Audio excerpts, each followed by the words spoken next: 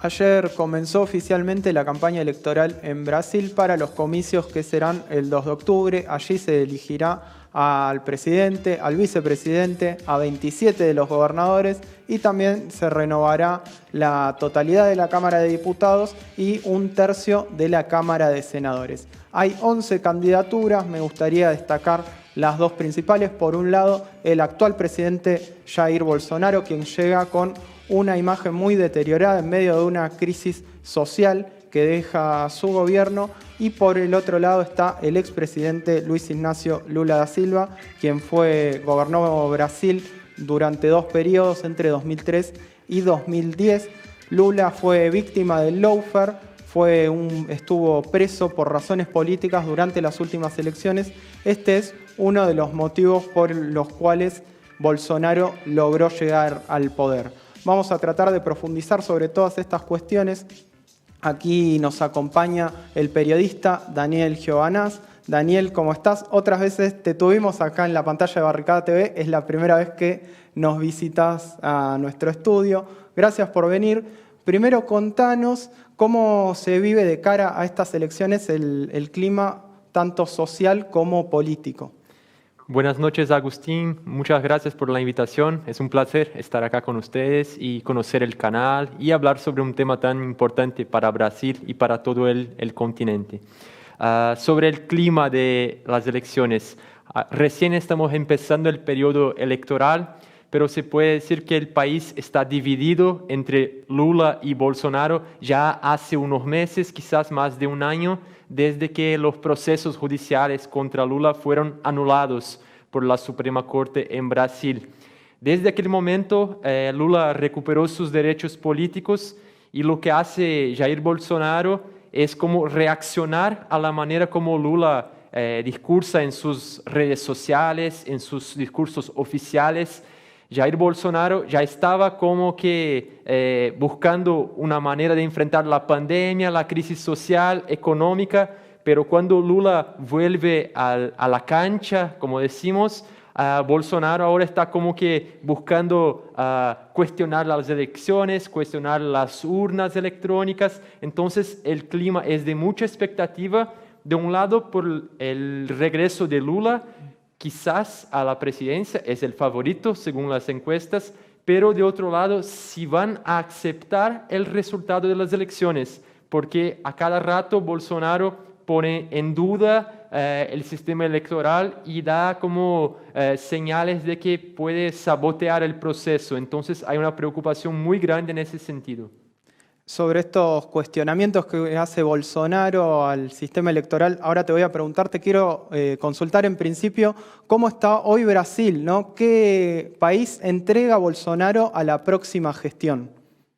Sí, de hecho es de entre las principales economías del mundo. Estamos atrás apenas de los Estados Unidos en número de muertes por COVID. Entonces el primer tema es este sanitario. Tuvimos un número de muertes gigantesco. El país vivió días terribles por la pandemia y por el retraso en la compra de vacunas, por ejemplo. Y además su discurso de negación de la pandemia, negación de la ciencia, tuvo un efecto muy profundo en ese sentido.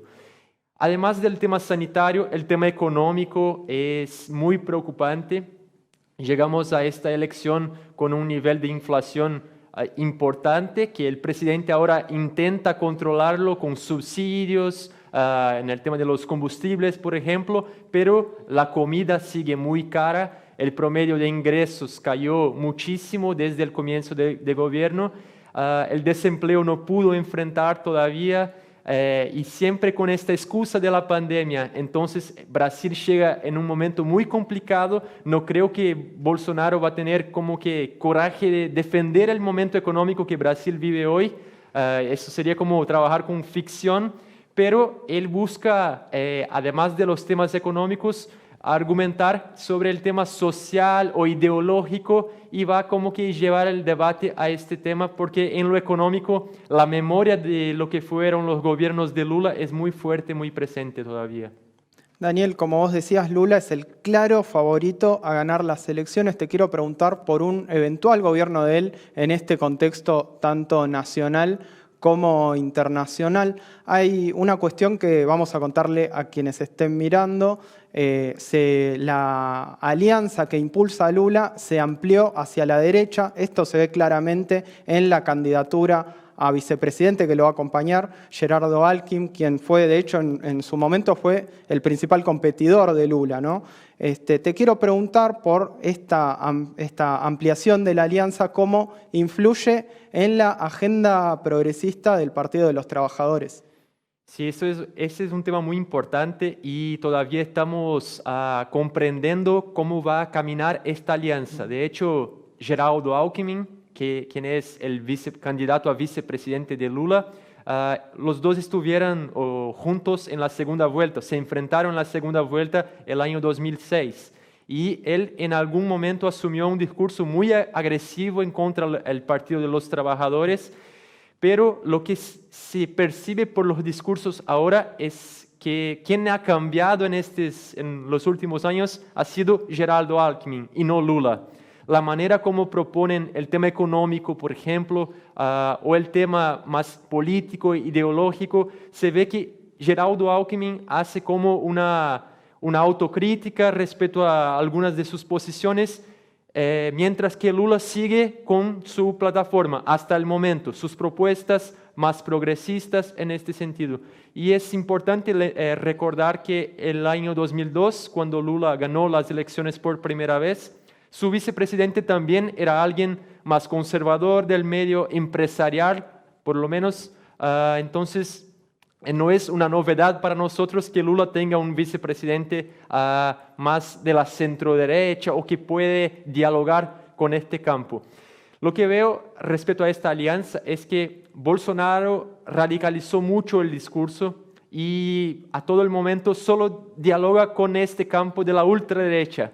Y como que la centro-derecha estuvo ahí como una oportunidad para que Lula dialogara y compusiera esta frente que todavía no sabemos cómo será a partir de enero si gana Lula, pero las señales que tenemos hasta ahora son muy positivas en mi visión en términos de un gobierno progresista que va a enfrentar los intereses económicos de las élites en Brasil con limitaciones, pero dentro de lo posible me parece que es algo interesante la manera como se compuso esta alianza. Bien, claro. Quiero retomar algo que marcabas al principio de la entrevista respecto a estas dudas que pone Bolsonaro sobre el sistema electoral. El presidente agita que puede haber un fraude, de hecho, amenaza constantemente con desconocer los resultados de las elecciones de octubre, que, como ya dijimos, Lula es el favorito, ¿no? En este sentido, y siguiendo también, tal vez tiene que ver con esta cuestión que marcás de la radicalización de su discurso, ¿no? Te quiero preguntar por qué pensás que hay varios empresarios que en su momento apoyaron a Bolsonaro y hoy se despegan de él, se despegan de su figura y se despegan sobre todo de estas amenazas que hace Bolsonaro sobre sobre desconocer los resultados electorales. Claro, esa es una pregunta compleja y yo creo que el primer aspecto que tenemos que recordar es que estos empresarios, a ellos les interesa la estabilidad. Y cuando un presidente viene y dice que no va a reconocer el resultado, que solo Dios le sacará de la poltrona presidencial, eso da una sensación de que puede haber un momento de gran inestabilidad y eso no interesa a esa clase empresarial.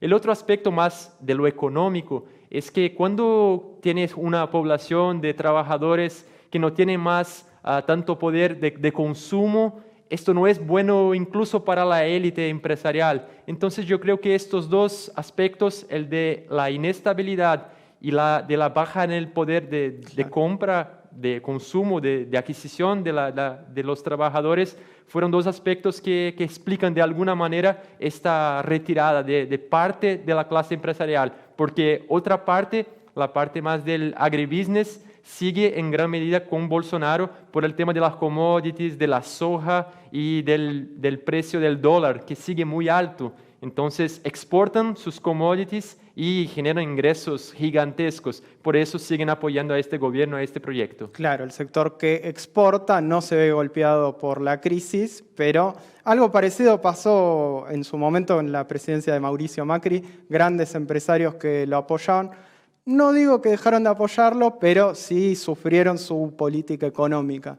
Siguiendo esta cuestión de un posible fraude, hay sectores que denuncian que Bolsonaro intentará hacer un autogolpe.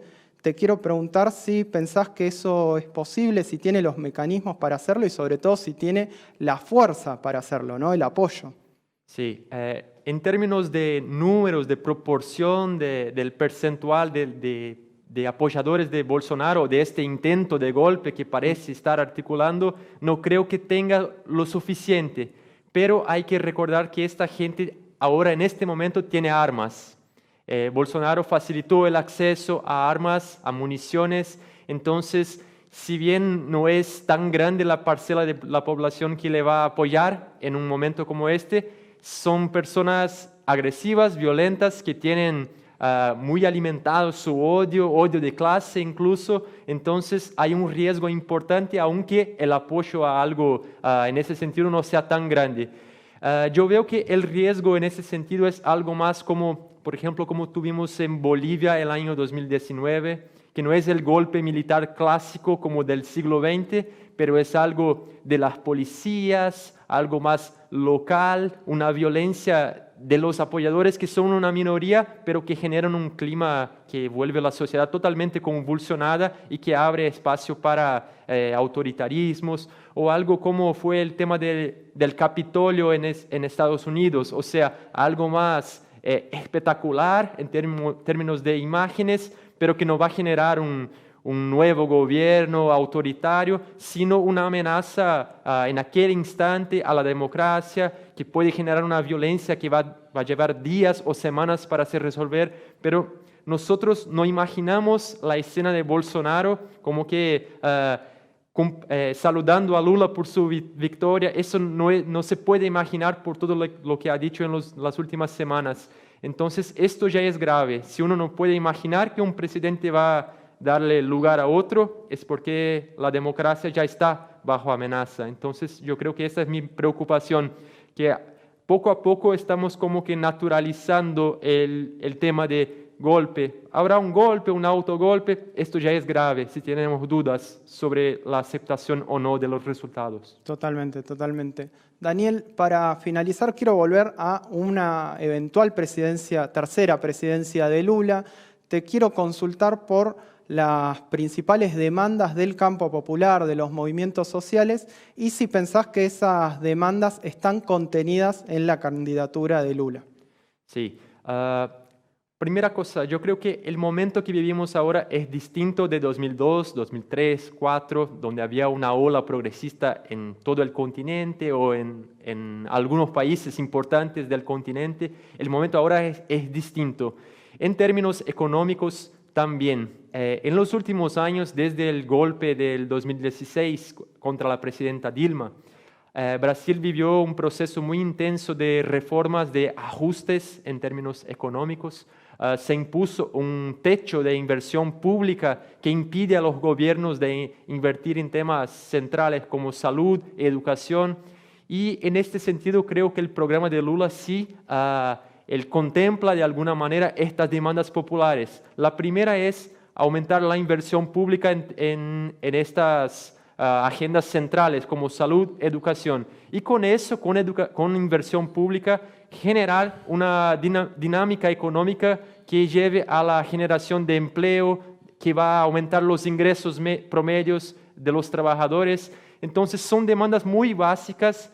Incluso cuando uno piensa lo que tuvimos en los años 2010, 2011, quizás es muy tímido lo que esperamos para el próximo año o para 2023, 2024, pero la idea ahora es volver al Brasil que tuvimos 10 años atrás. Es un poco complicado hablar en pasado en este momento, pero Bolsonaro nos hizo volver a algunas casas en nuestra historia y Lula propone regresar a un tiempo de esperanza también, porque la economía no es solo números, es también esperanza, es también un clima que puede generar crecimiento. Entonces traer a los empresarios para también invertir, no solo el Estado, porque el Estado está en una situación complicada. Entonces Lula propone cosas importantes, todavía tímidas para quien imagina un gobierno de izquierda que realmente va a avanzar hacia el socialismo, por ejemplo. Lula no propone eso, pero propone